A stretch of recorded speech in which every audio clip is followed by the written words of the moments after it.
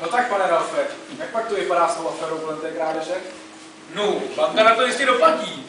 Já naopak doufám, že pachatele krádeže dopadneme. Policejní inspektoři, velmi důvtipní a drsní pánové, se již rozjeli do Ameriky, Evropy a zloděj tedy nebude mít snadné, kam uprchnout. Takže popis zloděje je již znám? Za prvé, to není zloděj. Morning Chronicle tvrdí, že je to gentleman. Nazdar, Fogu! Nazdar, guvernére! Čepic! Čepic, Marta! Salivene!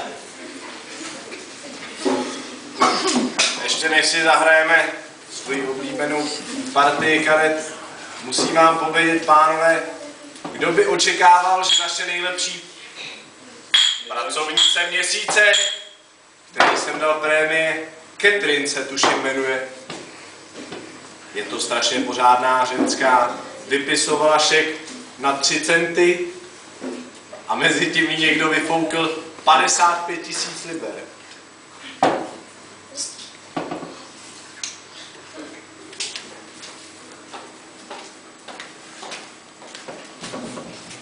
Holem. Dobrý večer, vrchní inspektor Scotland Yardu, pan Fix. Jste paní Catherine Johnson? Ano, to jsem já. Pojďte dál. Usaďte se prosím. Mohu vám nalít? Ano.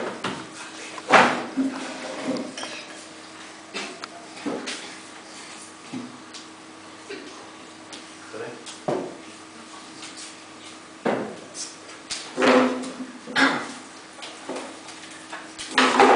Takže, já jsem byl pověřen vyšetřením bankovní loupeže a vás jsem si pozval na podání vysvětlení.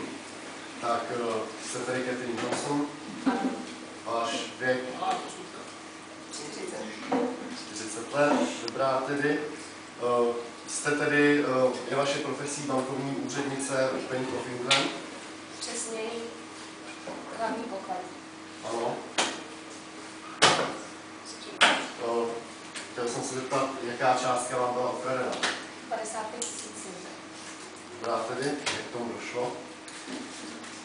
Na ten moment jsem vypisovala stvrzenku na 3 šilinky a 6 pencí.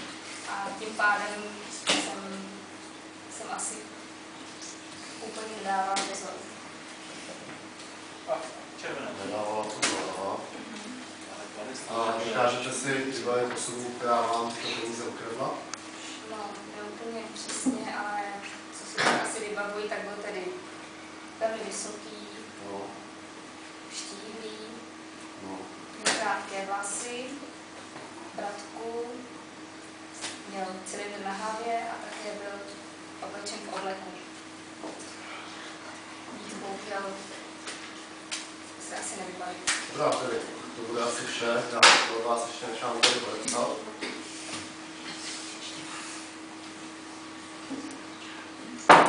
Já vám děkuji. Mějte se hezky a my budeme dělat co je v našich silách. To doufám. Nashledanou.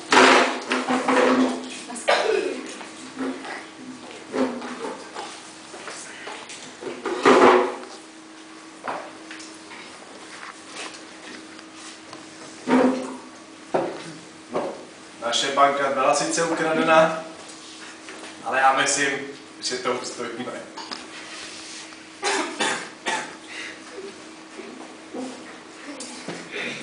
Pánové, smím vás vyzvat k další hře? Ano, rozdávejte. Já tvrdím, že okolnosti jsou příznivé zloději, který přece musí být schopný člověk. Ale jděte, kam by mohl utéct? To snad přece ne? Kam by utíkal? No, kamkoliv, země je přeci dost veliká. Bývala kdysi. Jak to myslíte kdysi? Což pak se země koule zmenšila. Nepochybně. Jsem téhož názoru jako tady pan Fogg. Země se zmenšila, protože se jezdí 2x rychleji než před 100 lety. A právě to pátrání po pachateli krádeže urychlí. A nebo to také usnadní jeho útěk.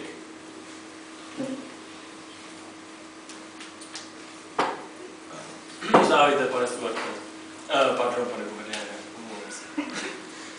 Je třeba uznat, pane Ralfe, že jste učinil dobrý žen, když jste tvrdil, že lze obět zemi za 3 měsíce.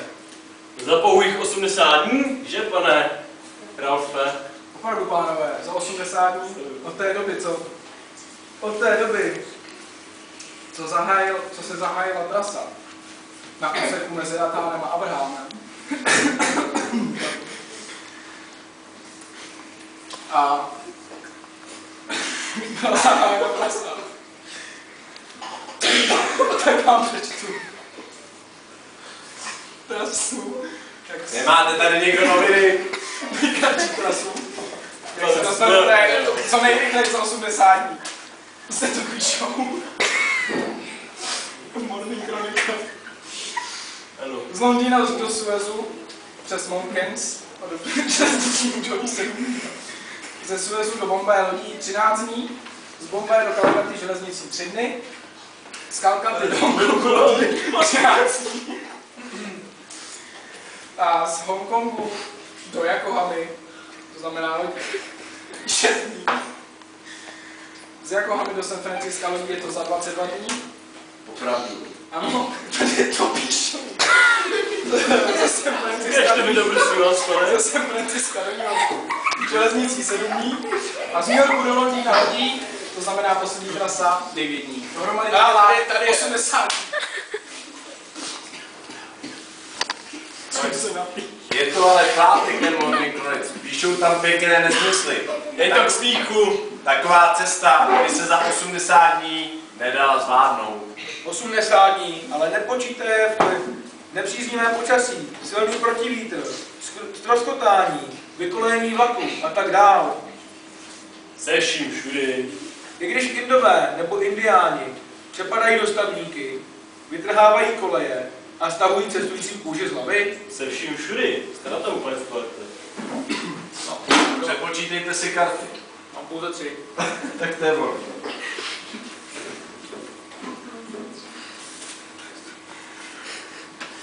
Hrajte. Pížu. Vynáším. Na červený vynášíte zelený. To je švindl. To si snad děláte srandu. Jsem to zkusil. No. Tak vy tedy tvrdíte, že je v praxi možné obět celou zemi za 80 dní. V praxi je to možné. Ale To bych rád viděl, jak. To záleží jen na vás. Pojďme spolu, pane Stuarte. Bůh mě ochraňuj, ale vsadím 4000 liber oproti komukoliv, kdo se na takovou cestu vydá. Ano. 4000. Tato cesta je docela dobře možná. Že, pane Stuarte, nevěříte? Věřím. Tak ji tedy vykonejte. Cestu kolem světa za 80 dní? Ano. Ne. Souhlasím. A kdy? Ne! Tak dobrá, pane Fogu. Sázím své 4000 liber. Já vsázím dalších 16 000. To je celkem 20 000 liber. Budiš. V bance u Beringových mám uložených 20 000 liber. Rád se o ně vsadím. 20 000 liber, které vás může připravit jakýkoliv nepřítel na cestách?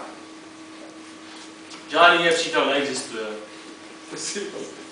Jsem si velice jist. Aby se takovou cestu stačil, je nutné s matematickou přesností přesedat z vlaků na parníky a z parníků na vlaky. Budu tedy skákat s matematickou přesností. A co příprava? Nepotřebujete čas na nějakou přípravu?